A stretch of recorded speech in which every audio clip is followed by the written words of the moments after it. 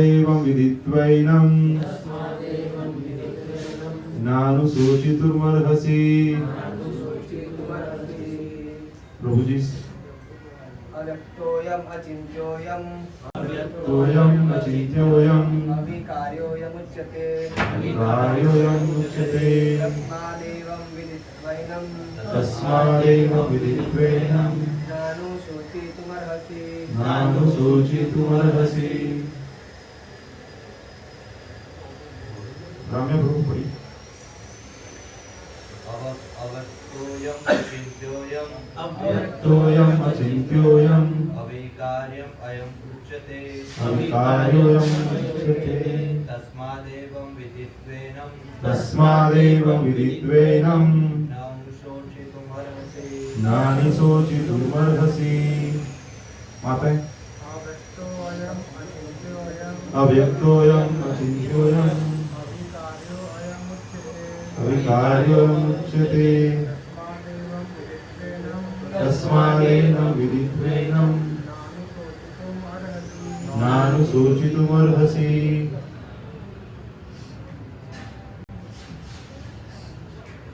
पढ़िए माताएं पढ़िए।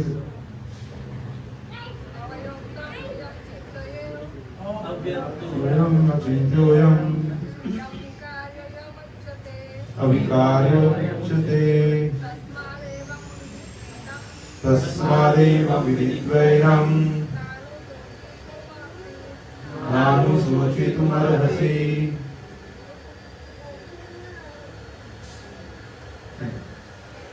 अनुवाद एवं तात्पर्य श्री प्रभुपाद जी के द्वारा। श्री प्रभुपाद की जय। तो यहाँ पे हम भगवद गीता के दूसरा अध्याय से अध्ययन कर रहे हैं। दूसरा अध्याय का नाम है गीता का सार या आत्मा का विज्ञान, जो भी होगा। तो बेसिक जो थियोरेटिकल अंडरस्टैंडिंग है आत्मा के बारे में यहाँ पे बताएगा।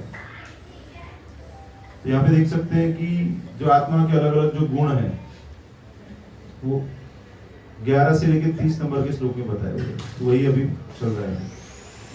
तो यहाँ पे बताते हैं कि यह आत्मा अव्यक्त, अकल्पनीय तथा अपरिवर्तनीय कहा जाता है। यह जानकर तुम्हें शरीर के लिए शोक नहीं करना चाहिए। पूरा यहाँ पे समझौती यही दिया जा रहा है कि जो शरीर है वो नाशवंत है और आत्मा नाशवंत नहीं है, अविनाशी है, अव्यक्त है, अपरिवर्तनशील है। शरीर के परिवर्तन होते 6 प्रकार। कौन कौन से परिवर्तन होते हैं, कौन बताएंगे? शरीर का जन्म होता है, फिर बढ़ता है, थोड़े समय तक रहता है, बाई प्रोडक्ट्स जनरेट होते हैं, और फिर जीर्ण हो जाता है और फिर मर जाता है। तो शरीर का जन्म और मृत्यु है, लेकिन आत्मा का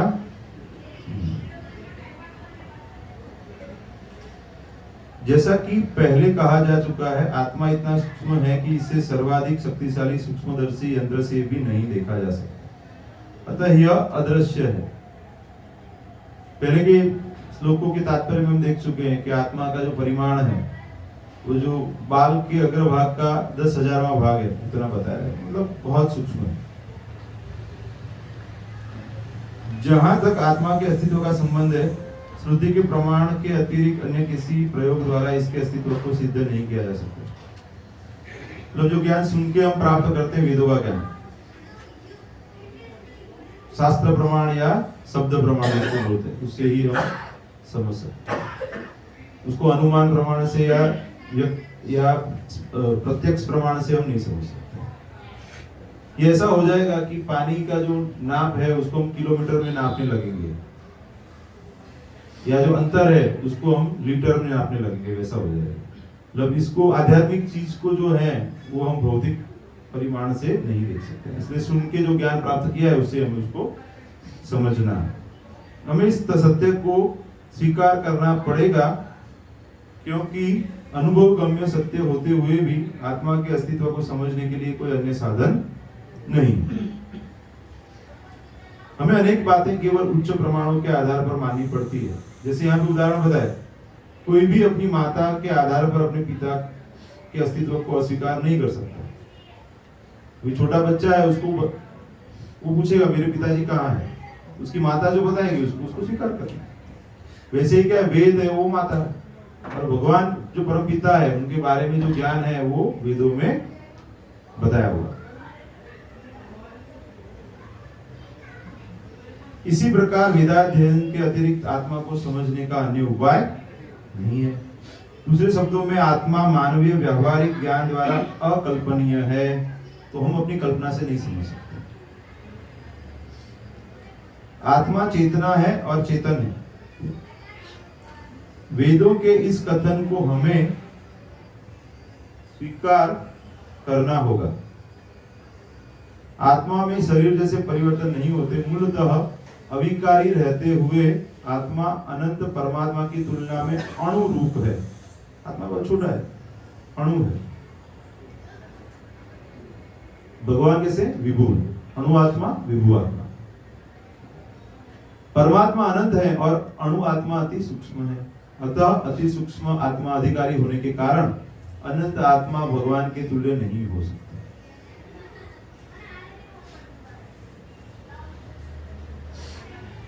अतः अति सूक्ष्म आत्मा अधिकारी होने के कारण अनंत आत्मा भगवान के तुल्य नहीं हो सकता है। यही भाव वेदों में भिन्न भिन्न प्रकार से आत्मा के स्थायित्व की पुष्टि करने के लिए दोहराया गया है और बार बार बताया गया है। किसी बात को दोहराना उस तथ्य को बिना किसी त्रुटि के समझने के लिए आवश्यक है। मतलब कुछ ऐसा ज्ञान है जिसको हम समझने के लिए क्या रिवीजन जरूरत रहता है ना। इसलिए हम हर कक्षा में बताते हैं ना कि हम आत्मा है, शरीर नहीं। फिर भी हम भूल जाते हैं। फिर हम बाहर जाते हैं तो हम ऐसे ही व्यवहार करते हैं कि जैसे हम शरीर हैं।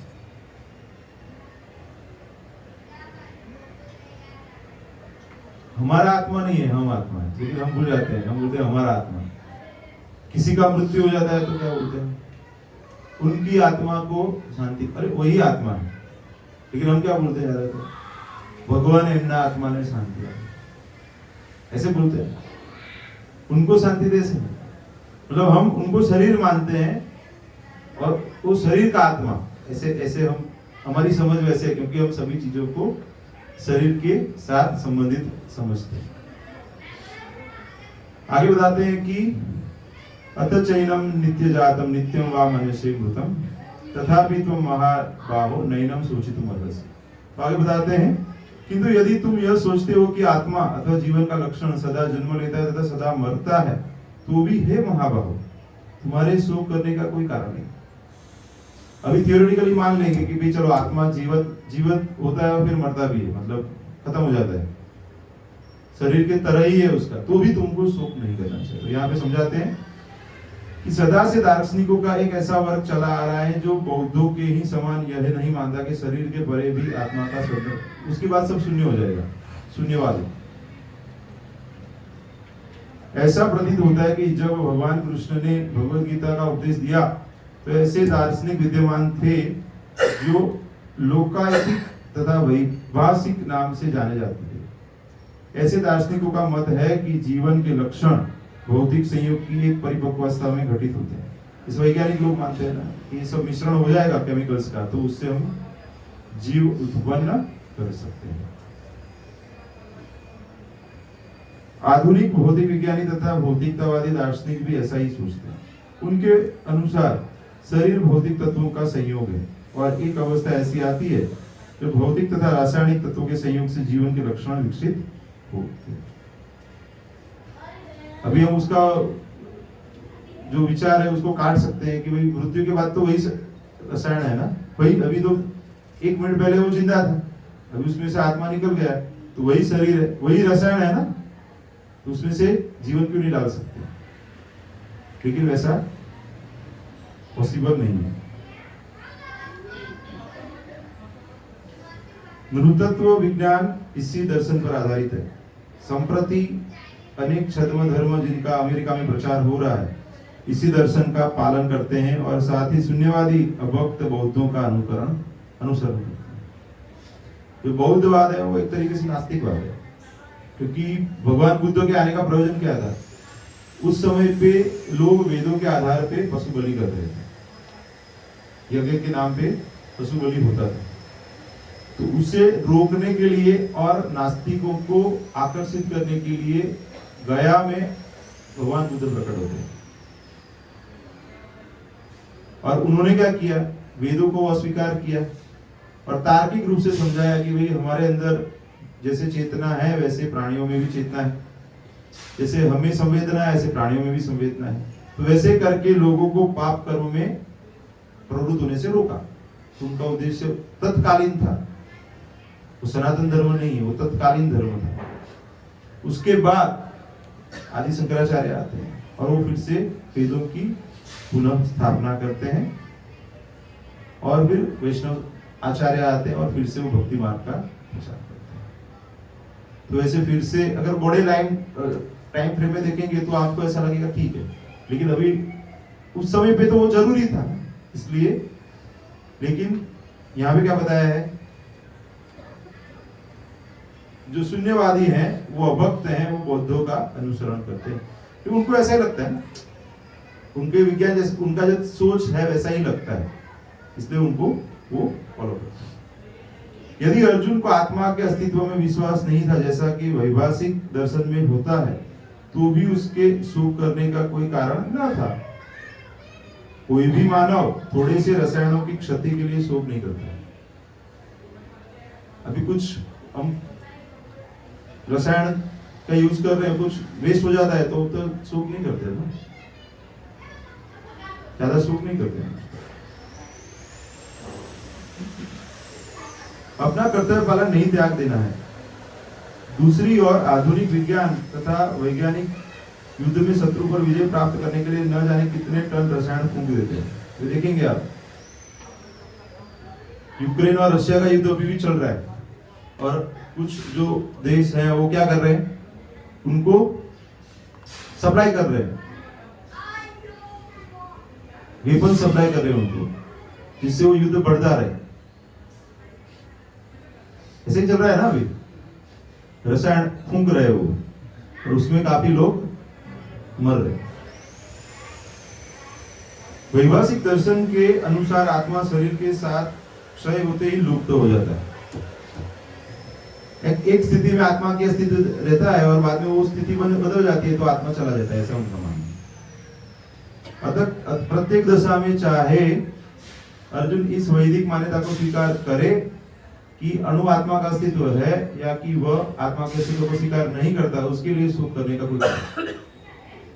मतलब वो आस्तिक है या नास्तिक है, उसको शोक नहीं करना चाहिए, ऐसे बता रहे हैं। इस सिद्धांत के अनुसार चूंकि पदार्थ से प्रत्येक क्षण असंख्य जीव उत्पन्न होते हैं और नष्ट होते रहते हैं, अतः ऐसी घटनाओं के लिए शोक करने की कोई आवश्यकता नहीं है। यदि आत्मा का पुनर्जन्म नहीं होता तो अर्जुन को अपने पितामह तथा गुरु के वध करने के पाप फलों से डरने का कोई कारण न था। किंतु साथ ही कृष्ण ने अर्जुन को व्यंग्यपूर्ण महाबाहु कहकर संबोधित किया क्योंकि उसे वैभाषिक सिद्धांत स्वीकार नहीं था। तो आस्तिक था ना, नास्तिक नहीं था ना, धर्मों को मानने वाला। तो वैदिक ज्ञान से प्रतिकूल है। क्षत्रिय होने के नाते अर्जुन का संबंध वैदिक संस्कृति से था, क्योंकि वैदिक संस्कृति में क्या है, दिव्य वर्णाश्रम व्यवस्था है। ब्राह्मण, क्षत्रिय, वैश्य, शूद्र और ब्रह्मचारी, गृहस्थ, वानप्रस्थ और सन्यासी, ऐसे आश्रम वैदिक सिद्धांतों का पालन करते रहना ही उसके लिए शोभनीय। बहुत इंपोर्टेंट श्लोक आ रहा है अभी 27 नंबर का। जातस्य ही ध्रुवम मृत्यु ध्रुवम जन्म मृतस्य च। जातस्य ही ध्रुवम मृत्यु ध्रुवम मृत्यु जन्म मृतस्य च तस्माद् अपरिहार्यार्थे न त्वं शोचितुमर्हसि। तो जिसका जन्म हुआ है उसकी मृत्यु अवश्य संभावी है, और जिसका मृत्यु होना है उसका जन्म होना है। मतलब नहीं तो भौतिक जन्म होगा, नहीं तो आध्यात्मिक जन्म। ये जन्म खत्म हो गया है, भौतिक जन्म खत्म हो जाएगा, तो उसके बाद दूसरा भौतिक जन्म प्राप्त करेंगे। मतलब वो अंतकाले च मामेव स्मरण मुक्त्वा कलेवरम, जो बताते हैं ना, तो भगवान को याद करके जो लास्ट समय में देह त्याग करेंगे ना, वो भगवान को प्राप्त करेंगे। लेकिन अदरवाइज जो जन्म मृत्यु के समय पे जो इच्छा रहेगी और आपके जो कर्म रहेंगे उसके हिसाब से आपको दूसरा जन्म मिलेगा। तो यहाँ पे बताते हैं कि जिसने जन्म लिया है उसकी मृत्यु निश्चित है और मृत्यु के पश्चात पुनर्जन्म भी निश्चित है। अतः अपने अपरिहार्य कर्तव्य पालन में तुम्हें शोक नहीं करना चाहिए। तो तुम्हारा जो क्षत्रिय के रूप में जो कर्तव्य कर्म है युद्ध करना, उसे नहीं छोड़ना चाहिए। तात्पर्य में बताते हैं कि मनुष्य को अपने कर्मों के अनुसार जन्म ग्रहण करना होता है और एक कर्म अवधि समाप्त होने पर उसे मरना होता है। जैसे अभी देखेंगे अमिताभ बच्चन है, तो उनके बहुत मूवीज देखे हमने, तो उसके अंदर हर एक मूवी के अंदर क्या है, कुछ रोल रहता है उनका, फिर रोल खत्म हो जाता है, फिर दूसरा मूवी आता है ना। ऐसे अनुभव से समझने के लिए तो वो बदलता रहता है ना, लेकिन अमिताभ बच्चन तो वही व्यक्ति है ना। तो ऐसे आत्मा तो एक ही है, लेकिन उसका क्या अलग अलग लाइफ में वो अलग अलग रोल्स चलते रहते हैं। तो ऐसे हम समझ सकते हैं कि अवधि समाप्त होने पर उसे मरना होता है, मतलब वो रोल खत्म हो गया, अभी शरीर खत्म हो गया, लेकिन आत्मा तो वही है। आत्मा का दूसरा जन्म जिससे वह दूसरा जन्म ले सके। अभी समझो वो पुराना शरीर खत्म ही नहीं हो रहा है, तो दूसरा कैसे प्राप्त होगा? कितने लोग मानते हैं कि ये शरीर खत्म होना भी जरूरी है, क्योंकि जैसे उम्र होती है तो तकलीफें बढ़ती है ना। अभी आप जस्ट सोचिए, इमेजिन करिए कि आपके पिताजी के पिताजी के पिताजी के पिताजी भी है, तो सेवा कौन करेगा? अगर प्रैक्टिकली है, 5-6 पीढ़ियां हैं आपके पास, ज्यादा नहीं, 5 पीढ़ियां। हम ज्यादातर 3 पीढ़ी देखते हैं ना, ज्यादा इससे ज्यादा नहीं देखते, मैक्सिमम 4 पीढ़ी रहेगी। 5 पीढ़ी 6 पीढ़ी से रहेगा तो सेवा कौन करेगा? तो सिस्टम सही है, जो आया है उसको जाना भी चाहिए, लॉजिकल है ना। और अगर जाने की स्थिति नहीं है तो भक्ति भी नहीं करेंगे, क्योंकि लगे यहाँ पे तो हम रहने वाले ही है ना, तो इकट्ठे करते रहेंगे ना। अगर इधर ही रहना है हमें, तो फिर क्या लंबे समय की व्यवस्था करते रहेंगे ना। ये तो पता है कि भाई मैक्सिमम 100 साल रहना है, तो थोड़ा सा थियोरेटिकल डिटैचमेंट तो आता है। बाद में फिर भगवान बताते हैं जन्म मृत्यु जरा व्याधि दुख दोषानुदर्शन, ये दुख के दर्शन होंगे तो धीरे धीरे फिर हम विरक्त होते हैं, और भक्ति में आ गए तो विरक्ति स्वाभाविक है, आ जाती है, क्योंकि कृष्ण के प्रति अनुरक्ति होने से बाकी सब चीजों से विरक्ति धीरे धीरे होने लगती है। तो यहां भी बताते हैं कि कुरुक्षेत्र का युद्ध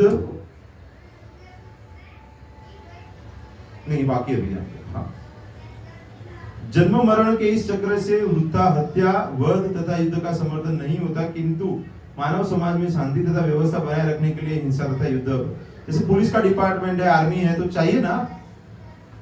अगर उनको नहीं रखेंगे वो डिपार्टमेंट को, तो व्यवस्था नहीं बना रहेगी, तो उनका भी जरूरत है, तो उनको हिंसा करना पड़ता है, लेकिन वो क्या है, नियम के हिसाब से होता है। कुरुक्षेत्र का युद्ध भगवान की इच्छा होने के कारण अपरिहार्य था। धर्म तो साक्षात भगवत प्रणीत, जो भगवान ने बताया वही धर्म है। अभी आप समझिए कि भगवान जो करते हैं वो भी धर्म है, और भगवान जो बताते हैं वो भी धर्म है। तो कई बार लोगों को होता है भगवान ने ऐसा क्यों बोला, भगवान ने ऐसा क्यों किया, ऐसा होता है। तो भगवान जो करते हैं वही धर्म है। राजा बोलते हैं ना, राजा वो नियम से परे रहता है ना, ये तो राजाओं के राजा है भगवान। इसीलिए कई बार हमें नहीं समझ में आता है तो समझने का प्रयास करना चाहिए, ऐसे नहीं सोचना चाहिए कि भगवान ऐसा क्यों किया। होता है ना कई बार, सामान्यतः लोग ऐसा करते हैं ना, आने भगवान ने आने तो शू કર્યું હશે, આવી तकलीफ है ना, लोग ऐसा होता है। तब ये सोचना चाहिए कि कुछ हुआ रहेगा जिसकी वजह से ये स्थिति में है। भगवान के प्रति कभी अपराध मत करो, ऐसे मत सोचो कि भगवान की कुछ गलती हो गई रही है। उनके जो नियम है वो सही चलते हैं, हमारे लिए भी और अन्य के लिए भी। वो आगे का पिक्चर हमको पता नहीं है ना क्या चल रहा था, अभी का देख रहे हैं ना, इसलिए हम ऐसा सोचते हैं। तो भगवान जो करते हैं ना, जो उनकी इच्छा है ना, वो अपरिहार्य है, मतलब वो तो होना ही है। आप देखेंगे तो पांडवों और कौरवों के पक्ष के ज्यादातर योद्धा मारे गए थे ना, थ्योरेटिकली देखेंगे तो सब खत्म हो गए, क्या फायदा है। लेकिन भगवान की इच्छा थी कि एक नए राज्य की शुरुआत हो। बर्डन कम करना था ना भगवान को। अतः अपने कर्तव्य का पालन करते हुए वह स्वजनों की मृत्यु से भयभीत या शोकाकुल क्यों था? यह विधि कानून को भंग नहीं करना चाहता था, क्योंकि ऐसा करने पर उसे उन पाप कर्मों के फल भोगने पड़ेंगे जिससे वह अत्यंत भयभीत था। अपने कर्तव्य का पालन करते हुए वह स्वजनों की मृत्यु को रोक नहीं सकता था, और यदि वह अनुचित कर्तव्य पद का चुनाव करे तो उसे नीचे गिरना होगा। मतलब कर्तव्य का पालन करेंगे तो क्या होगा? जो सगे संबंधी है वो मरेंगे, और अगर कर्तव्य का पालन नहीं करेगा तो वो अपने धर्म से नीचे गिर जाएगा।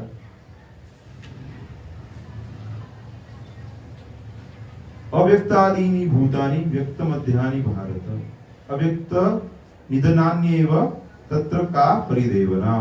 बताते हैं कि सारे जीव प्रारंभ में अव्यक्त रहते हैं, मध्यावस्था में व्यक्त होते हैं और विनष्ट होने पर पुनः अव्यक्त होते हैं। जैसे अभी हम सब व्यक्त हैं, अभी इसके पहले अव्यक्त थे, अब फिर से अव्यक्त हो जाएंगे। एक स्थिति रहेगी, व्यक्त फिर अव्यक्त फिर व्यक्त, ऐसे चलता रहता है। अतः शोक करने की क्या आवश्यकता है? तो भगवान बार बार बता रहे हैं उसको, तुम इसमें से बाहर आओ। पितामह पहले भी थे, बाद में बीच में नहीं थे, बाद में अभी भी है, बाद में भी नहीं रहेंगे, बाद में फिर रहेंगे, अलग अलग स्वरूप में रहेंगे, ऐसा जरूरी नहीं है। नारद मुनि की स्टोरी कितने लोगों को पता है? सब लोगों को पता है। कोई गंधर्व थे पहले, सुना हुआ है। उसके बाद में कुछ तो अपराध हो जाता है और वो दासी पुत्र बन जाते हैं, और उसके बाद फिर तपस्या करते हैं, भगवान की भक्ति करते हैं, फिर नारद मुनि बन के। तो ऐसे महान महान ऋषि मुनि हैं, उनके भी पूर्व जन्म रहते हैं। बाद में फिर वो नारद मुनि है, फिर बाद में वो चेंज नहीं हुए, फिर वो सनातन स्वरूप अपना प्राप्त कर लिया। तो वैसे ही हमारा भी कुछ सनातन स्वरूप है, उसको हम प्राप्त कर सकते हैं। लेकिन भौतिक जगह पे क्या होगा? बदलता रहेगा ये शरीर। यह स्वीकार करते हुए कि दो प्रकार के दार्शनिक है, एक तो वे आत्मा के अस्तित्व को मानते हैं और दूसरे वे जो आत्मा के अस्तित्व को नहीं मानते। कहा जाता है कि किसी भी दशा में शोक करने का कोई कारण नहीं है। आत्मा के अस्तित्व को न मानने वालों को वेदांतवादी नास्तिक कहते हैं, एथिस्ट बोलते ना, तो भगवान या वेदों को स्वीकार नहीं करते। आत्मा के अस्तित्व को न मानने वालों को वेदांतवादी नास्तिक कहते हैं। यदि हम तर्क के लिए इस नास्तिकतावादी सिद्धांत को मान भी ले तो भी शोक करने का कोई कारण नहीं है। आत्मा के पृथक अस्तित्व से भिन्न सारे भौतिक तत्व सृष्टि के पूर्व अदृश्य रहते हैं। मतलब पहले ये कुछ था नहीं, बाद में ये सब आया, बाद में चला जाएगा, उससे भी आपको शोक नहीं करना चाहिए। यहां पे बताते हैं कि आत्मा से पृथक ये सब पूर्व अदृश्य रहते हैं। इस अदृश्य रहने की सूक्ष्म अवस्था से ही दृश्य अवस्था आती है। जिस प्रकार आकाश से वायु उत्पन्न होती है, मतलब पहले आकाश था, आकाश में से फिर वायु आया, वायु से फिर अग्नि, अग्नि से जल, जल से पृथ्वी, मतलब सूक्ष्म तत्व से थोड़ा स्थूल, फिर उससे ज्यादा स्थूल, फिर और ज्यादा स्थूल, फिर और स्थूल, ऐसे तत्व आते रहे। और जब वापस जाएंगे तो भी ऐसा है, स्थूल में से कम स्थूल, कम स्थूल और कम, फिर सूक्ष्म सूक्ष्म सूक्ष्म होता रहेगा। जैसे बहुत सादा उदाहरण ले तो अभी जैसे कुछ क्लीनिंग करना है तो उनके जल से करते हैं। स्थूल वस्तु है, उसको क्लीन कैसे करते हैं? उसको भी क्लीन करना है तो क्या, उससे भी सूक्ष्म है, उससे होता है, और उससे भी सूक्ष्म से होता है। समझ रहे ना?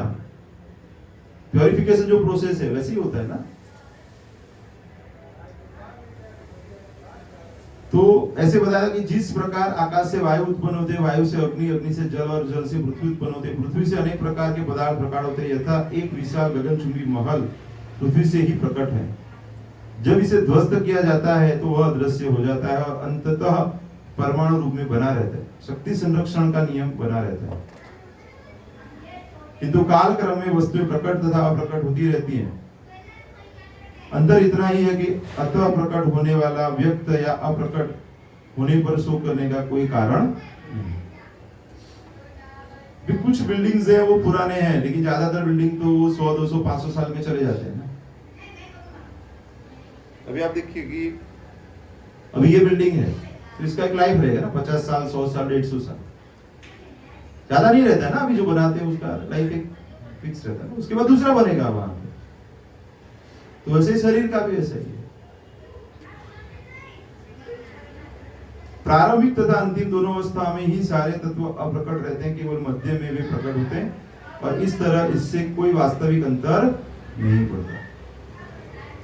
यदि हम भगवत गीता के इस वैदिक निष्कर्ष को मानते हैं कि ये भौतिक शरीर काल क्रम में नाशवान अंतबंध इमे रेहा किंतु आत्मा शाश्वत है, नित्ययुक्ता शरीरिणः, तो हमें यह सदा स्मरण रखना होगा कि यह शरीर वस्त्र के समान है। बता देना, देहोनस्मिन् यथा देहे कौमारम यौवनम तथा देहांतर प्राप्ति स्थिरस्तत्र। जैसे कैसा है कि हम अलग अलग शरीर बदलते हैं, वैसे ही अलग अलग अवस्था में शरीर आते हैं। जैसे पहले क्या रहता है, कुमार अवस्था है, उसके बाद क्या आता है, युवावस्था, फिर वृद्धावस्था, फिर मृत्यु हो जाती है, उसके बाद फिर से दूसरा शरीर प्राप्त करते हैं। वैसे ही हम शरीर भी बदलते हैं, वैसे कपड़े भी बदलते हैं। तो कपड़े बदलते हैं तो दुखी नहीं होते ना। तो बस वही है कि धीरे धीरे हमें वही चेतना में जाना है कि एक समय ऐसा आएगा कि ये शरीर भी बदलना पड़ेगा।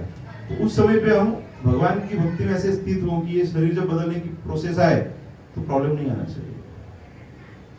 और इससे भी सरल, अगर आप भगवान की सेवा में लगे हुए हैं तो कोई भी स्थिति हो तो भगवान चिंता करेंगे, आपको चिंता करने की भी जरूरत नहीं। आप कृष्ण का चिंतन कीजिए, वो आपका चिंतन करेंगे। You should not try to see God. You should serve in such a way that you would like to see. तो भगवान की ऐसे सेवा करो कि भगवान आपको देखना चाहेंगे। आपको भगवान को देखने के लिए प्रयास करने की कोई आवश्यकता। तो यहाँ पे जो भक्त है वो जो सेवा कर रहे हैं उससे भगवान प्रसन्न रहते हैं, और जब भगवान प्रसन्न होते हैं तो धीरे धीरे वो शुद्ध हो जाते हैं और कुछ समय के बाद वो हर एक जगह पे हर एक क्षण भगवान का साक्षात्कार करते हैं। जीवन में जो कुछ भी होता है वो भगवान की कृपा से ही हो रहा है, वो धीरे धीरे समझ लो। मैं बार बार बताता हूँ ना कि कुछ अच्छा लगे तो भगवान की कृपा समझो, लेकिन कुछ अच्छा नहीं लगे उसको भी कृपा समझो। क्यों? क्योंकि भगवान कुछ सिखाना चाहते हैं। वो बोलते ना पास फेल, बोलते ना कोई एग्जाम में से हम निकलते हैं तो क्या आता है, पास। अगर नहीं कर पाए तो भगवान हमारे एग्जाम्स देते हैं, अलग अलग परिस्थिति में रखते हैं हमें। और धीरे धीरे क्या होता है, वो देखते हैं कि आप वो स्थिति को कितना स्वाभाविक रूप से ले सकते हैं। अगर उसको आप बहुत सरलता से स्वीकार कर लेते हैं तो धीरे धीरे फिर वो भगवान समझ जाएंगे कि हाँ ये अभी थोड़ा सा नेक्स्ट लेवल पे पहुंच गया है। तो 10th 12th college, masters, PhD ऐसा रहता है ना, एक एक लेवल बढ़ाता है ना। तो ऐसे ही अगर हम करते रहेंगे तो धीरे धीरे क्या हो जाएगा, भगवान के नजदीक पहुंचते जाएंगे। और उसका सरल प्रोसेस प्रभुपाद जी ने बताया हुआ है कि भक्तों के संग में रह के सेवा करो तो क्या हो जाएगा, धीरे धीरे धीरे धीरे धीरे ये जो सब चीजें है ना वो अभी थोड़ा सा थियोरेटिकल लग रहा है ना, वो अनुभवगम्य हो जाएगा। मैं कुछ अलग चीजें क्यों समझा रहा हूं साथ में, क्योंकि मुझे पता है कि आप सबके फेस ब्लैंक हो गए, अभी ऊपर से जा रहा है, कई बार कोई चीजें ऊपर से जा रही। तो यही बताने का प्रयास करो। तो प्रभुपाद जीवन जो 6ठा अध्याय है ना, ध्यान योग करके भगवद गीता, तो वहां पे भी दूसरे नंबर का जो श्लोक है ना, पहले नंबर का दूसरे नंबर का श्लोक, तो वहां पे प्रभुपाद जी बताते हैं कि ये यम नियम, आसन, प्राणायाम, प्रत्याहार, धारणा, ध्यान, समाधि ये सब ठीक है, लेकिन जो कृष्ण भावनामृत में है और सब कुछ भगवान की सेवा में लगाया हुआ है तो वो अपने आप ये स्थिति में पहुंच जाता है। ये ऐसा हो गया कि दो मार्ग है। एक मार्ग में ऐसा है कि जड़ कहां पे वो ढूंढना है, और दूसरा मार्ग है जड़ को पानी देना है। अभी जो जड़ को ढूंढेगा तो पानी देगा ना। सो नीति नीति करना है, मतलब ये भगवान नहीं करके भगवान तक पहुंचना है। या फिर ये भगवान है, ये श्रुति से सुना हुआ है, पता है, और उनकी सेवा में डायरेक्ट लगना है, तो दोनों मार्ग पूरक है एक दूसरे के।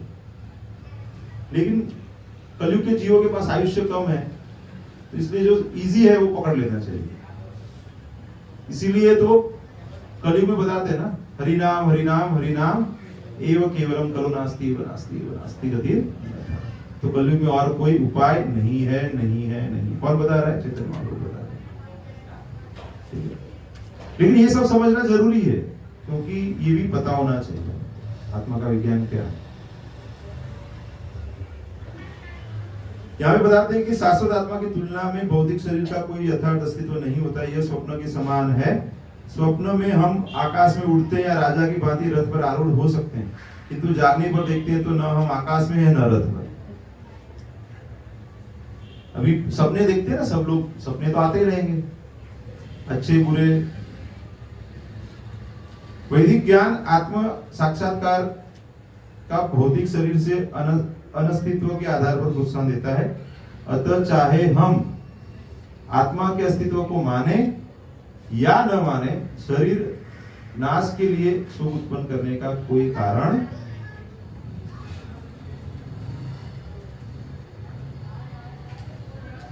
तो आज इतना ही रखते हैं, थोड़ा सा कुछ और टॉपिक लेते हैं, थोड़ा सा हैवी हो जाएगा।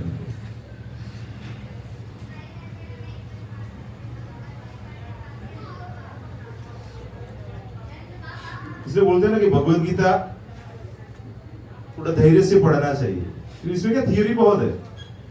किसी को कोई प्रश्न है तो इसके ऊपर प्रश्न कर लेते, बाद में कुछ थोड़ा और टॉपिक लेता हूँ। इसमें ऐसा कहा गया है कि मतलब बीच में ही वो व्यक्त होता है, मतलब आत्मा, इसमें तो चेंजेस होते हैं, मतलब पहले जो व्यक्त आत्मा तो वैसा ही है, लेकिन व्यक्त होने का मतलब क्या है कि वो शरीर धारण करता है, इसलिए हमें दिखता है, उसके मूवमेंट्स दिखते हैं ना। तो कुछ ऐसे सर्कमस्टेंसेस आते हैं, उसकी वजह से वो व्यक्त होता है। जैसे आप समझिए कि हमारे जो पूर्व कर्म है, उसकी वजह से हम नया जन्म प्राप्त कर रहे हैं। लेकिन जब वो व्यक्त था ही नहीं तो कर्म कैसे हुए? क्या बोल रहे हैं आप? वो व्यक्त था ही नहीं पहले। जैसे ब्रह्मा जी का दिन आता है ना, तो उसमें ब्रह्मा जी की रात्रि भी आती है। तो ऐसे कुछ समय ऐसा रहता है जब ये सृष्टि का निर्माण नहीं रहता है ना, सृष्टि नहीं रहती है। जब ब्रह्मा जी की रात्रि रहती है तो ये सृष्टि का निर्माण नहीं रहता है, तो उस समय पे सब अव्यक्त रहते हैं ना, भगवान के शरीर में सब रहते हैं। फिर जैसे ये सृष्टि का निर्माण होता है तो वापस आ जाते हैं सब। जब ये सृष्टि का निर्माण रहता है ना, तब ये व्यक्त होता है। जब सृष्टि नहीं रहती है तो वो अव्यक्त रहता है। जब निर्माण होता है तभी उसको आना पड़ता है। हाँ, तभी आएगा। समझिए कि ये ग्लॉसरी देखेंगे तो ये जैसे ये भवन का निर्माण हुआ है, तो पहले तो ये कुछ भी नहीं था ना यहाँ। तो फिर पहले श्लोक में ऐसा कहा गया कि कुछ सर्कमस्टेंसेस, मतलब उसको व्यक्त होने के लिए कुछ सर्कमस्टेंसेस की जरूरत नहीं है। जैसे आत्मा ओरिजिनली कहाँ पे था? आध्यात्मिक जगत में था। वहां पे इच्छा करने के बदले से वो भौतिक जगत में। अभी भौतिक जगत में भी सृष्टि का दो प्रकार से निर्माण होता है ना। एक तो सृष्टि चल रही है, उसके अंदर वो स्थानांतरण कर रहा है, जैसे देवोनस्मिन यथा देहे कौमारम यौवनम जरा, एक शरीर में भी गति कर रहा है। फिर ये जब सृष्टि व्यक्त है तो उसके अंदर भी अलग अलग शरीर प्राप्त करता है। तो एक तो ये चलता रहता है, हम देखते हैं। लेकिन जब ब्रह्मा जी का सृष्टि नहीं है तब वो भौतिक जगत में ही है, लेकिन अव्यक्त है। आध्यात्मिक जगत में से यहाँ पे आने के बाद जब ये भौतिक सृष्टि का निर्माण नहीं है तब वो अव्यक्त रूप में रहता है। फिर भौतिक सृष्टि का निर्माण होता है तो अलग अलग शरीरों में जाता है। फिर से ब्रह्मा जी की रात्रि आ जाएगी तो फिर वो अव्यक्त हो जाएगा। तो दो डायमेंशन में है। एक तो आया यहाँ पे क्यों? क्योंकि तो इच्छा किया। जैसे बच्चा है घर में तो वो बोलता है ना कि अभी पिताजी मुझे अलग होना है, अभी मुझे अलग घर दे दो, अलग। तो फिर वो पिताजी ने बोल दिया ठीक है आपके लिए अलग जगह है, आप जाके रहो। तो हमको ये भौतिक जगह दे दिया लॉर्ड ओवर करने के लिए। यहाँ पे आप कुछ भी कर सकते हो, अपनी इच्छा से हिसाब से कर सकते हो। वहां पे तो उनके नियम के हिसाब से रहना पड़ता है। मैंने अलग आप ही दो। तो वो अलग का मतलब क्या है कि आप अपनी स्वतंत्रता के हिसाब से रह सकते हैं। तो वो यहाँ पे व्यवस्था है, लेकिन बाद में हमको समझ में आता है कि यहाँ पे मजा नहीं है उतना कुछ। क्योंकि यहाँ पे क्या है, दुख दोषानुदर्शनम है, जन्म मृत्यु जरा व्याधि है, यहाँ पे त्रिविध ताप है। उसकी वजह से क्या होता है, धीरे धीरे धीरे धीरे करके हम फ्रस्ट्रेट हो जाते हैं। फिर हम सोचते हैं कि इसमें से निकलना है, फिर निकलने का रास्ता ढूंढते हैं। तो ये ऐसा है ना, एक स्वप्न के अंदर एक स्वप्न के अंदर एक स्वप्न के अंदर एक स्वप्न देख रहे हैं, समझ रहे हैं? तो एक स्वप्न देख रहे हैं, उसके अंदर और एक स्वप्न चल रहा है, उसके अंदर भी एक स्वप्न चल रहा है। तो ये ऐसा ही कुछ है। जितना आप शास्त्र पढ़ेंगे उतना वो क्लियर होगा। जैसे सोचते हैं ना हम, कई बार एक स्टोरी चल रही है, जैसे भागवतम है, तो भागवतम में क्या हो रहा है, भागवतम में सुखदेव गोस्वामी का राजा परीक्षित के साथ चल रहा है, फिर उसके अंदर फिर से कुछ और दो लोगों की कहानी चल रही है, फिर वो किसी और की कहानी बता रहे हैं, होता है क्या ना? अंदर स्टोरी के अंदर स्टोरी के अंदर स्टोरी चल रहा है ना। तो वैसे ही हमारा है, काफी जन्म चल रहे हैं ना, इसलिए हमको ऐसा लगता है कि यही वास्तविकता है। और किसी को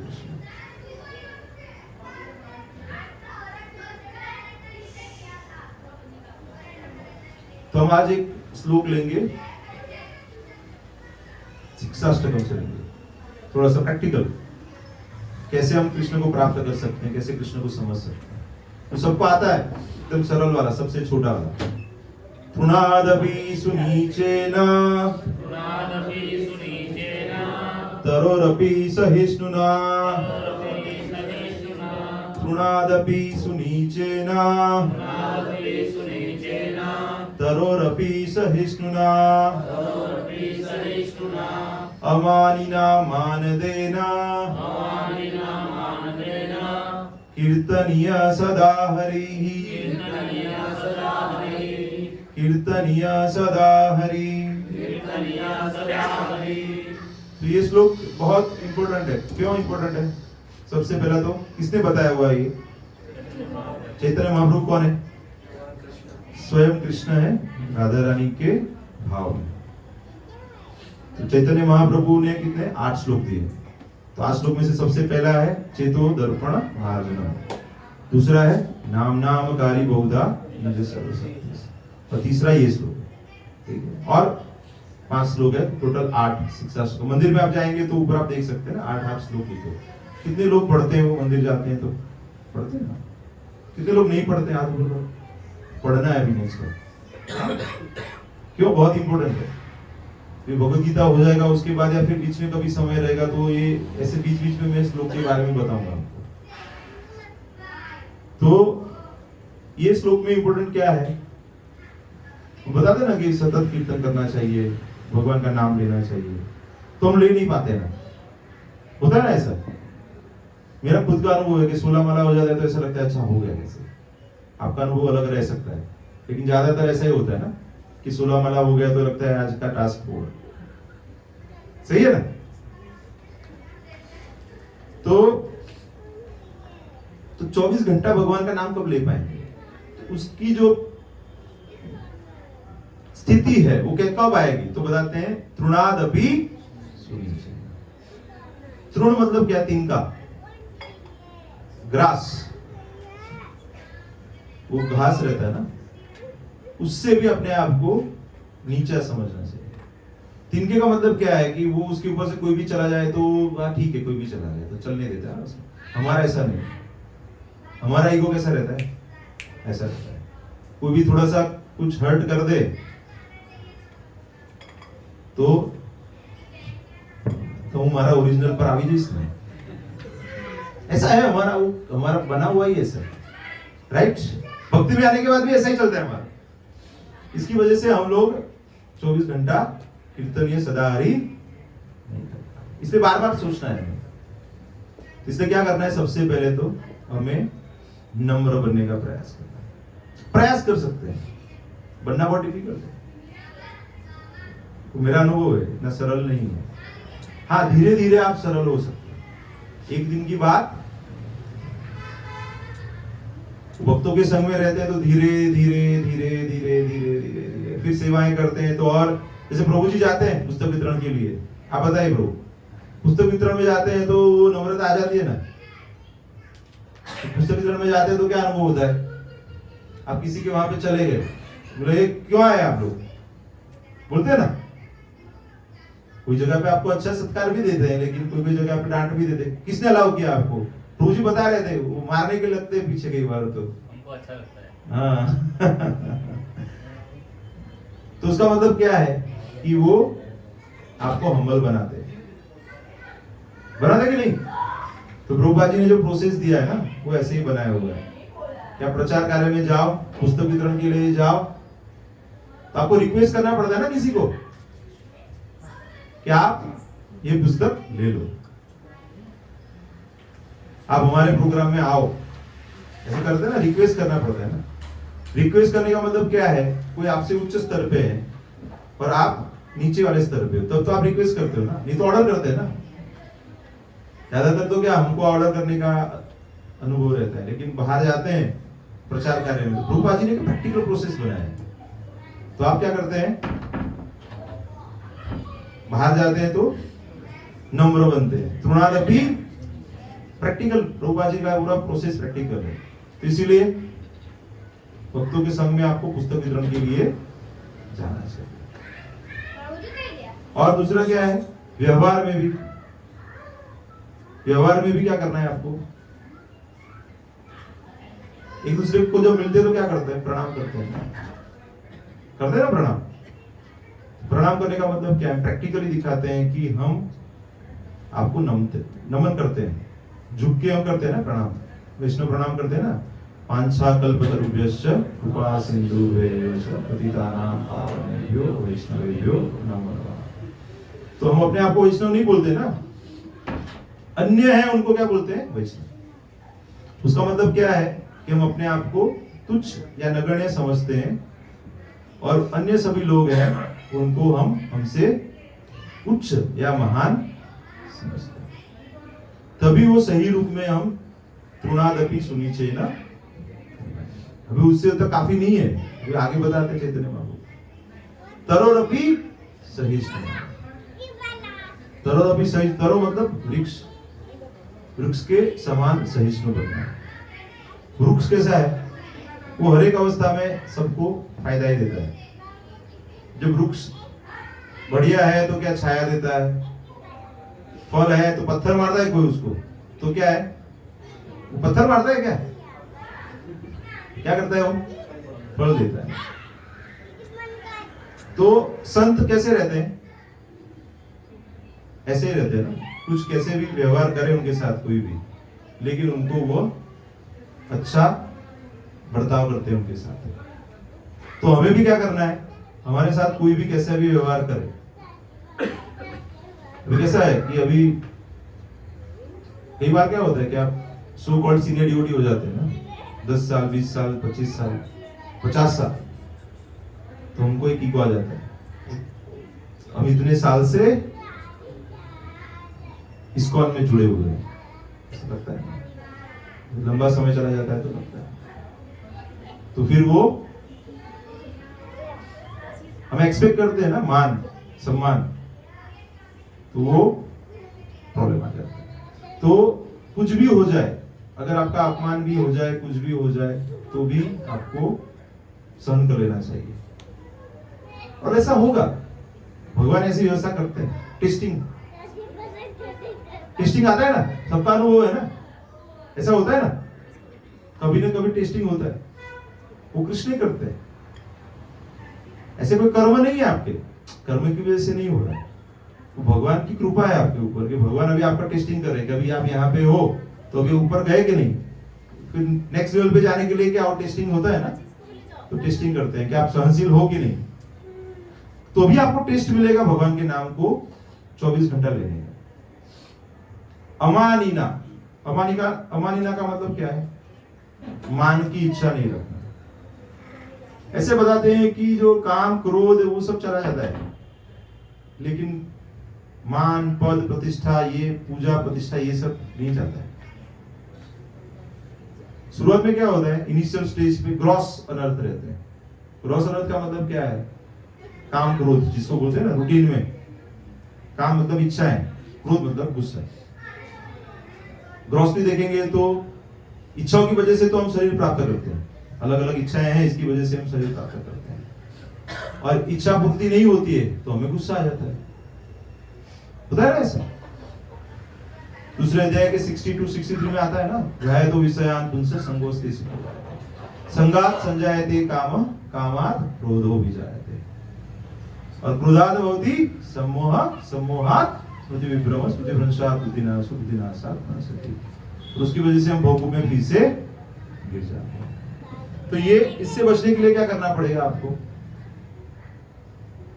अमानिना बनना पड़ेगा। अमानिना का मतलब क्या है कि मान की इच्छा नहीं रखनी।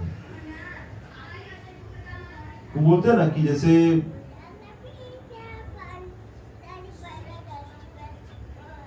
आप चींटी को देखिए, चींटी को हमको इतना मान देते हैं, सम्मान देते हैं चींटी को।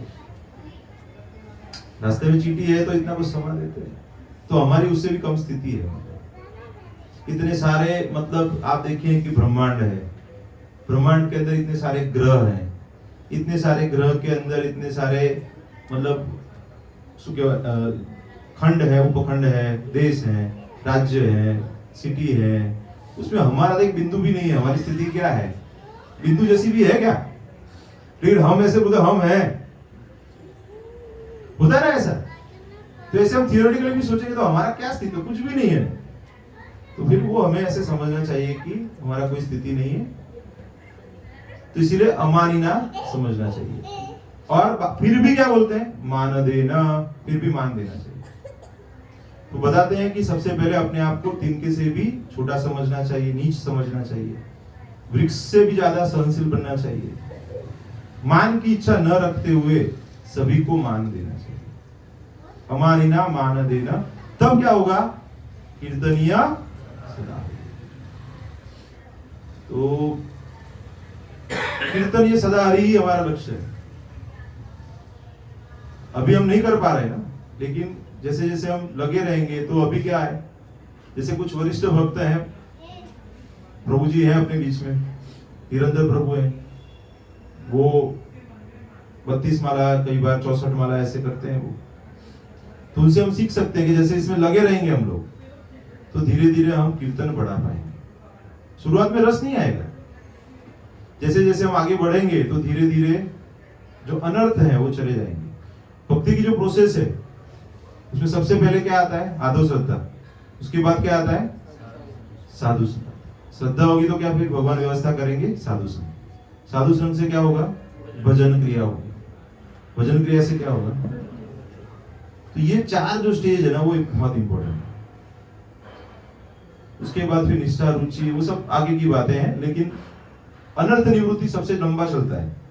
क्लीनिंग प्रोसेस, अभी ये जो प्रीमाइसिस है वो काफी समय से पड़ा हुआ था, तो जो भक्त काम किया उनको पता है कितना क्लीनिंग करना पड़ा आपको। हाँ, 2 दिन बहुत रगड़ रगड़ के सब क्लीन किया तब जाके हुआ ना, ऐसे थोड़ा हुआ, समय लगा ना। तो अपना तो अनेक जन्मों का है, वो अनर्थ इकट्ठा किए ना हम लोगों ने। किसी का है ऐसा नहीं किया हुआ? कोई है? सब है ना ऐसा किया हुआ है ना सबके पास।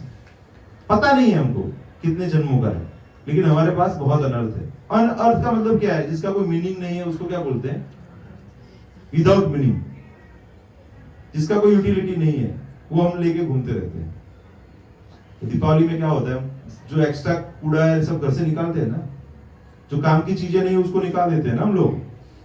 तो ऐसे भक्तों के संग में बैठते तो क्या करना है? भजन करना है। तो भजन से क्या होगा? जो अनावश्यक चीजें हैं, अनर्थ हैं, काम, क्रोध, लोभ, मोह, मद, आश्चर्य, फिर लाभ, प्रतिष्ठा, पूजा, ये सब इच्छाएं भी धीरे धीरे हमारी चली जाएगी। और उसके बाद क्या कर पाएंगे हम लोग? कीर्तनीय। तो कितने लोगों को कीर्तन करना है? सदा हरि। समय छे प्रभु कीर्तन करवाना 5-10 मिनिट तो कीर्तन करते हैं थोड़ा प्रैक्टिकल। हरे कृष्णा। आमा कोઈને પ્રશ્ન છે? તૃણાદપી સુની છે એનામાં કોઈને પ્રશ્ન છે? हाँ बोलिए प्रभु। प्रैक्टिकल कंडीशन में कई बार कहीं जा रहे होते हैं, हाँ मतलब हमसे गलती नहीं होती, कोई दूसरी गलती, लेकिन कोई लड़ रहा है तो कंट्रोल करना उसको। वो इसलिए हम कंट्रोल नहीं कर पाते ना, क्योंकि हमको प्रैक्टिस नहीं है ना। पहला शुरुआत में क्या हम गुस्सा हो जाते हैं, लेकिन धीरे धीरे जैसे प्रैक्टिस करेंगे तो धीरे धीरे गुस्सा कम आएगा। पहले ज्यादा आता था, फिर एक समय आएगा कि नहीं आएगा, फिर आप शरीर के स्तर पे उसको नहीं देखेंगे ना, तो धीरे धीरे आपको कम आएगा। कीर्तन करते हैं।